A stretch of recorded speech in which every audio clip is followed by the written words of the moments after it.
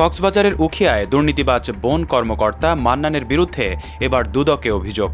ঘুষের বিনিময়ে সরকারি বনভূমি দখল করিয়ে ঘরবাড়ি নির্মাণ ও কাটাচ্ছেন পাহাড়। দুর্নীতির মাধ্যমে গড়া অবৈধ সম্পদের তদন্তে উচ্চ পর্যায়ের তদন্ত দাবি। বিস্তারিত দেখুন উখিয়া মুস্তাফিজুর রহমানের পাঠানো ৩ পর্বের ধারাবাহিক অনুসন্ধানী প্রতিবেদনের দ্বিতীয় পর্বে।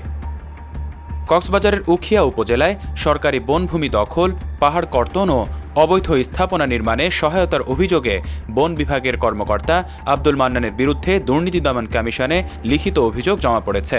অভিযোগে বলা হয়েছে, উখিয়া সদর বিট কর্মকর্তা আব্দুল মান্নান অতিরিক্ত রেঞ্জ কর্মকর্তার দায়িত্বে থাকা অবস্থায় এবং বর্তমান দায়িত্বকালেও ঘুষ ও অবৈধ সুবিধার বিনিময়ে বনভূমি দখল, গাছ পাচার এবং বহুতল ভবন নির্মাণে সরাসরি ও পরোক্ষভাবে সহায়তা করেছেন।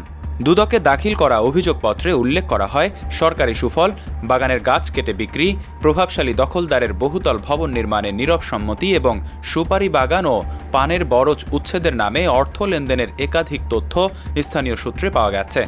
অভিযোগে আরও বলা হয়, বড় দখলদারদের বিরুদ্ধে কার্যকর কোনো ব্যবস্থা না নিয়ে ভূমিহীন ও অসহায়দের বিরুদ্ধে সীমিত ও নির্বাচনী অভিযোগ চালানো হয়েছে, যা প্রশ্নবিদ্ধ। অভিযোগকারী পরিবেশকর্মী মোস্তফা কামালের দাবি, দীর্ঘদিন ধরে উখিয়ার সরকারি বন ও পাহাড় এলাকায় প্রকাশ্য লুটপাট চললেও অভিযুক্ত কর্মকর্তার বিরুদ্ধে কোনো দৃশ্যমান শাস্তিমূলক ব্যবস্থা নেওয়া হয়নি, বরং দায়িত্বে থেকেই তিনি অবৈধ কর্মকাণ্ডকে প্রশ্রয় দিয়েছেন। অভিযোগপত্রে আব্দুল মান্নানের অস্বাভাবিক সম্পদ অর্জনের কথাও তুলে ধরা হয়েছে। ব্যাংক জমা, বহুতল স্থাপনা এবং বনভূমি সংলগ্ন বিভিন্ন ব্যবসায়িক সম্পৃক্ততার মাধ্যমে লক্ষাধিক টাকার অবৈধ সম্পদ গড়ে তোলার তথ্য দুদকের কাছে উপস্থাপন করা হয়েছে বলে অভিযোগে উল্লেখ রয়েছে। এ বিষয়ে অভিযোগকারী পক্ষ দুদকের কাছে নিরপেক্ষ ও উচ্চ পর্যায়ের তদন্ত পরিচালনা করে অভিযুক্ত কর্মকর্তার বিরুদ্ধে আইনানুগ ব্যবস্থা গ্রহণের দাবি জানিয়েছে। জনস্বার্থে এই অভিযোগের দ্রুত অনুসন্ধান ও ব্যবস্থা গ্রহণ জরুরি বলে মনে করছেন স্থানীয় পরিবেশ কর্মী ও সচেতন মহল। দর্শক, পরবর্তী পর্বে থাকছে আরও বিস্তারিত। চোখ রাখুন অগ্রযাত্রা প্রতিদিনে।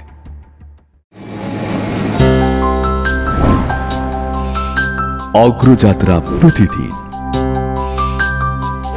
নির্ভীক প্রত্যয়ে উজ্জীবিত।